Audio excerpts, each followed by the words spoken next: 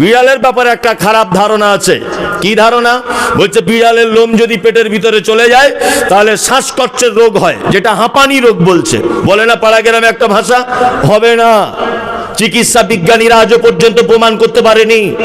আমি শুনেছি এই গ্রামের কোন একজন ছেলে কলকাতার ডাক্তারি পড়াশুনো করছে, ওকে জিজ্ঞাসা করবেন কাল সকালবেলাতে যে তুমি তো বাবু ডাক্তার হচ্ছ, তাহলে বলো তো বিড়ালের লোমে কি কোনো জীবাণু পাওয়া গেছে? সারা পৃথিবীর কোনো বৈজ্ঞানিক এটা বলতে পারছে না যে বিড়ালের কোনো কিছুতে জীবাণু পাওয়া গেছে। অসম্ভব ব্যাপার। কারণ মুহাম্মদ সাল্লাল্লাহু আলাইহি ওয়াসাল্লাম জীবাণু পাওয়া গেলেই তিনি নিষেধ করে দিতেন। বলুন, আপনাকে দুটো একটা কথা বলছি, খুব মন দিয়ে শুনে নেন। সেটা হচ্ছে এই, আচ্ছা বলুন, সাপ যদি কেউ দেখতে পায়, সেই সাপটাকে মারা যাবে কি যাবে না? যাবে, তাই তো? আর একটা নতুন তথ্য বলে দিই, সাপ যদি বাড়ির ভিতরে যদি দেখেন, কোথায়? বাড়ির ভিতরে, তাহলে অন্তত পক্ষে হাদিসে এসেছে 3 দিন বা 3 বার তাকে সচেতন করতে হবে। এই তুমি চলে যাও, এই তুমি যাও, এখান থেকে যাও, এই তুমি চলে যাও, দ্বিতীয় দিন যেন না দেখি, যাও চলে যাও। 3 বার অন্তত 3 দিন। এইটা বলার পরেও যদি আপনার বাড়িতে রুখে যায় তাহলে আপনি ওকে মেরে দিতে পারবেন। কারণ এক চান্সে মারবেন না, এটা আপনার কাছে অনুরোধ। হাদিসে এসেছে সাপেরা জিনেদের রূপ ধারণ করে। কি বললাম বুঝলেন? সাপেরা জিনেদের রূপ ধারণ করে। ব্যাং, আচ্ছা বলুন তো মারা যাবে কি যাবে না? যাবে? যাবে না। এটা কে মানা করেছেন? মুহাম্মদ সাল্লাল্লাহু আলাইহি ওয়াসাল্লাম ব্যাং মারতে নিষেধ করেছেন। ব্যাঙের কি উপকারিতা তিনি দেখলেন যে ব্যাং মারতে নিষেধ করলেন? কোন ল্যাবরেটরিতে তিনি গিয়ে চেক করেছিলেন যে ব্যাং মারতে নিষেধ করেছেন? ব্যাং আমাদের কি কাজ করে? আল্লাহু আকবার! এগুলো আপনি অবাক হয়ে যাবেন যে আপনি কি কথা বলছেন এগুলো। আপনার বাড়িতে যদি ব্যাঙ থাকে মারবেন না, কারণ আছে। বাড়িতে দেখবেন যে ব্যাঙগুলো থাকে, ওদের গায়ের লোমগুলো দেখবেন মাটি কালারের হয়, হয় না? ওরা দেখবেন বেশিরভাগ থাকে খাটের তলাতে, যেখানে আপনার ঘরে ফুটো করা আছে, পানি পাস করার লাইন, দেখবেন ওই জায়গাটাতে বসে থাকে। আজকে বিজ্ঞানীরা প্রমাণ করছে এটা, যে ব্যাঙের গায়ে এমন এক দুর্গন্ধ আছে, কোনো বিষাক্ত সাপ যদি আপনার ওই গলি দিক দিয়ে যদি ঢোকার চেষ্টা করে, ব্যাঙের দুর্গন্ধতে বিষাক্ত সাপ আপনার বাড়িতে প্রবেশ করবে না। আল্লাহু আকবার! মুহাম্মদ সাল্লাল্লাহু আলাইহি ওয়াসাল্লাম বলেছেন, মারতে নিষেধ করেছেন, একদম মারা যাবে না। ও আমার একটুখানি কাজ করলেও করছে, কি করছে না? হ্যাঁ, করছে। আপনাকে আর একটা কথা বলি, আচ্ছা বলুন তো মারা গেলে মানুষ কি দিয়ে গোসল করাতে হয়? কি পাতা দিয়ে? বড়ই পাতা। এবার আপনাকে আমি জিজ্ঞাসা করছি, খুব মনোযোগ সহকারে উত্তরটা দেন। বলুন তো মক্কা মদিনাতে তখনকার দিনে খাজুরের গাছ বেশি ছিল না বড়ই অর্থাৎ কুলের গাছ বেশি ছিল? খাজুরের গাছ। তাহলে মুহাম্মদ সাল্লাল্লাহু আলাইহি ওয়াসাল্লাম কেন বললেন না যে খাজুরের পাতা দিয়ে তোমরা মৃত্যু মানুষকে গোসল করাও? কেন বললেন না এটা? কেন? চিকিৎসা বিজ্ঞানীরা আজকে প্রমাণ করেছে যে সারা পৃথিবীতে যত পাতা, যত সবুজ গাছ দেখতে পাওয়া যায়, সব থেকে বড় ঔষধ, অ্যান্টিসেপটিক, তার নাম হচ্ছে বড়ইয়ের পাতা। আল্লাহু আকবার! ত্বকের সমস্যা হয়েছে, মোবাইলটা খুলে দেখুন বড়ই পাতার উপকারী কি। এখনই সার্চ করুন আমার সামনে বসে। ত্বকে যদি কারোর ইনফেকশন কিছু হয়, কোন রকমের ঘা হয়, দাঁত হাদা চুলকানি যদি হয়, বড়ই পাতা গরম পানিতে দিয়ে ওই পানিটা ভালো করে ফুটিয়ে ওই জায়গাটা 2-4 দিন ভালো করে তুলো দিয়ে ধুয়ে দেন, ইনশাল্লাহ ভালো হয়ে যাবে। ঔষধে কাজ না হলে ওটাতে হবে। যারা রাজমিস্ত্রি কাজ করছেন দেখবেন মশলা মাখাতে মাখাতে পায়ে অনেক সময় একজিমা হাজা হয়, হয় না? কোনো ওষুধে কাজ হচ্ছে না। আমি মমতাজুল ইসলাম আপনাকে বলছি, বড়ই পাতা মিক্সচার মেশিনে ভালো করে পেস্ট করুন, হালকা করে গরম করুন, ওই জায়গাগুলোকে 2-5 দিন 10 দিন একভাবে লাগান, অবশ্যই ভালো হয়ে যাবে। মুহাম্মদ সাল্লাল্লাহু আলাইহি ওয়াসাল্লাম যেটাই বলেছেন, যেটাই হুকুম দিয়েছেন, অবশ্যই সেটাতে কোনো উপকার আছে না নেই? আছে। কোন ল্যাবরেটরিতে তিনি চেক করেছিলেন যে বড়ই পাতার এত মানে গুণ রয়েছে? চেক করেছিলেন। এই জন্যই তো বলা হয় তিনি মহাবৈজ্ঞানিক। আর তিনি যেটাই নিষেধ করেছেন মানুষের জন্য সেটাই ক্ষতিকারক। রাসূলুল্লাহ বলেছেন নেশার জিনিস হারাম, আল্লাহ বলেছে নেশার জিনিস হারাম। প্রমাণ, বিড়িওয়ালা বিড়ি কোম্পানি প্যাকেটে লিখে রেখে দিয়েছে এটা খেলে ক্যান্সার হয়, লিখেছে না? তা হযরত মুহাম্মদ সাল্লাল্লাহু আলাইহি সাল্লাম কি তখন কোনো রুগী এরকম ধরতে পেরেছিলেন? যে একটা লোক বিড়ি খাচ্ছে, একটা লোক মদ পান করছে বলে হার্ট খারাপ হয়ে গেছে, ক্যান্সার হয়ে গেছে, আল্লাহ নবী কি এটা চেক করার পরে হারাম ঘোষণা করেছিলেন? বা আল্লাহ কি এটা চেক করার পরে হারাম ঘোষণা করেছেন? জি না, রাসূলুল্লাহ তিনি বুঝতে পেরেছিলেন এটা মানব দেহের জন্য ক্ষতিকারক, এটা নিষিদ্ধ। আপনি অবাক হয়ে যাবেন, আল্লাহ তাআলা পবিত্র কোরআনে বলছেন আমার নবী যেটা দেয় সেটা তোমরা গ্রহণ করো, আমার নবী যেটা নিষেধ করে সেটা থেকে নিজেকে হটিয়ে নাও। অবশ্যই ওতে রয়েছে তোমাদের উপকার, অবশ্যই নিষেধের মধ্যে রয়েছে তোমাদের জন্য মারাত্মক ক্ষতি। তাহলে রাসূলুল্লাহ বলেছেন সূরা ফাতিহা রোগের ঔষধ, তাই না?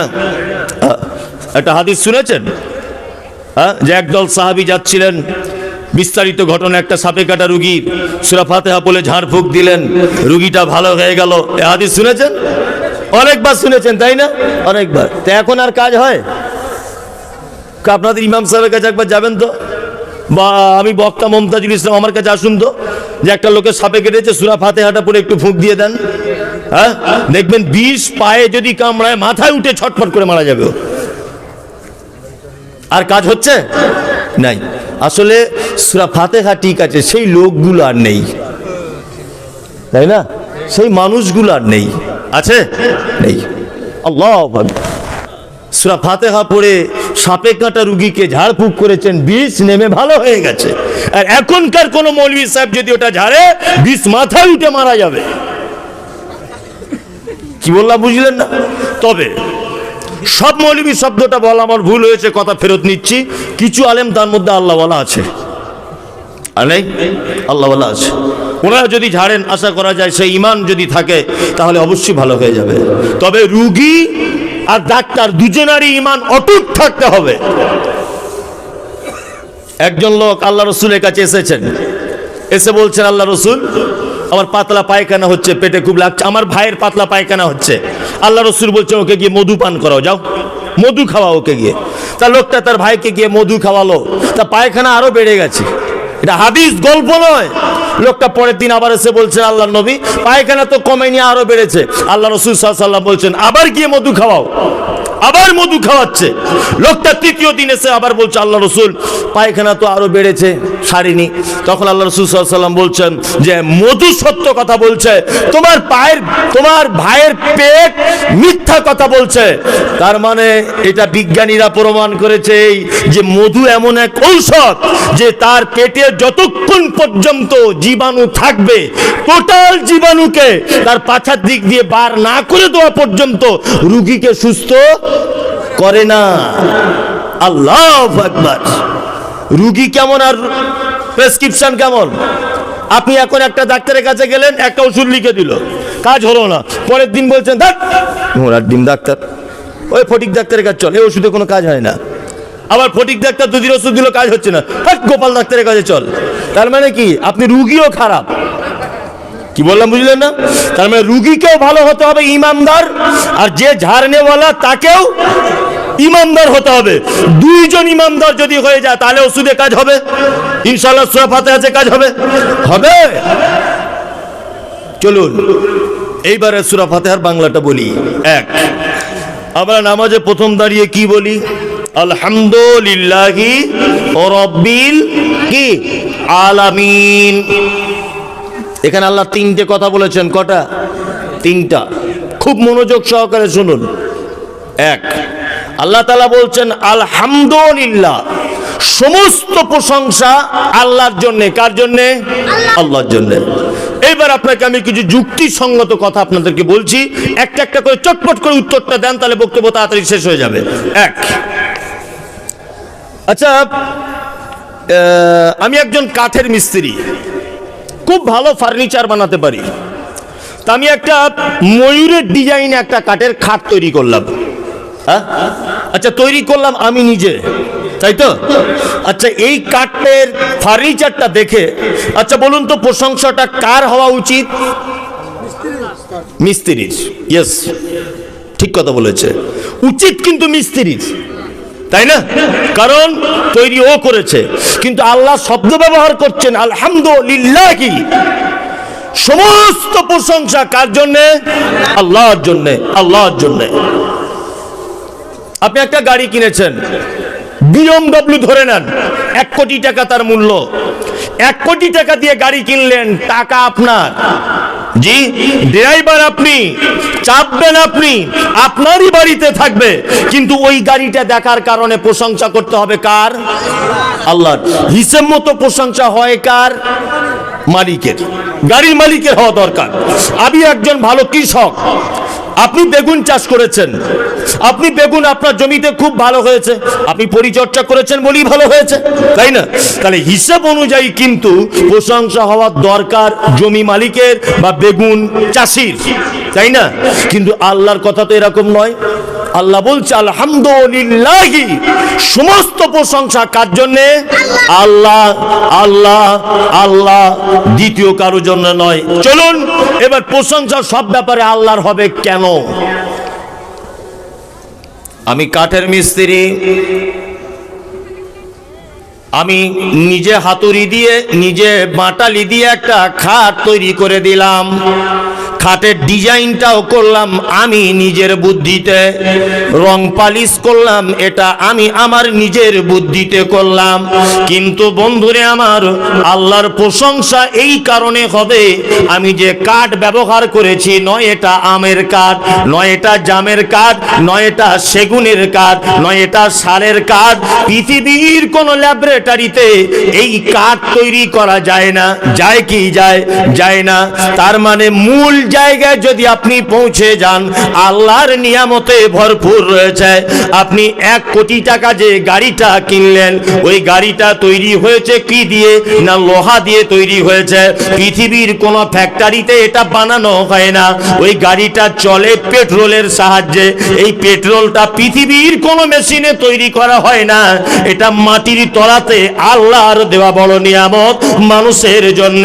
আপনি কোটি কোটি টাকা দিয়ে গাড়িটা কিনলে কি হবে? আল্লাহর নিয়ামত ছাড়া স্টার্ট দিতে পারবে না। ওই জন্য আল্লাহ বলছে আলহামদুলিল্লাহ, পৃথিবীতে যাবতীয় প্রশংসা রয়েছে, সমস্ত প্রশংসা কার হবে? আল্লাহর জন্য হবে। সব প্রশংসা আল্লাহর জন্য হবে। আল্লাহু আকবার। আপনার মেয়েকে দেখতে এসেছে কে? ঘটক সাহেব। আপনাদের দিকে ঘটক বলে তো?